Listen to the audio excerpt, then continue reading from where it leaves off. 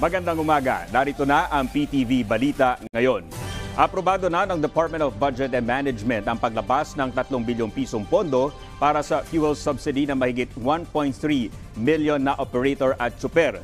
Kasunod ito ng dokumentong ipinasa ng Department of Transportation noong September 4 na naglalaman ng panuntunan para sa subsidiya. Nakapaloob dito na makakatanggap ng one-time subsidy ang mga operator ng Modern Jeep at UV Express na nagkakahalaga ng 10,000 pesos. 6,500 pesos naman sa mga traditional jeep, bus, taxi, shuttle service, TNVS at tourist at school service. 1,000 piso naman ang matatanggap ng mga tricycle driver at 1,200 pesos para sa mga delivery service rider. Ayon naman sa LTFRB, makikipag-ugnayan na sila sa DOTR para makabuo ng Memorandum of Agreement para sa paglilipat ng pondo sa kanilang opisina.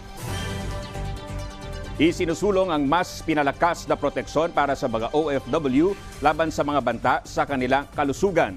Sa Senate Bill 2297 na inihain ni Senator Bongo, nais nang ma-institutionalize ang ilang OFW hospitals. Ayon sa Senador, ang modern-day heroes gaya ng mga OFW ay di lang nagbibigay para sa kanilang pamilya. Malaki rin ang kontribusyon nila para sa ekonomiya ng bansa.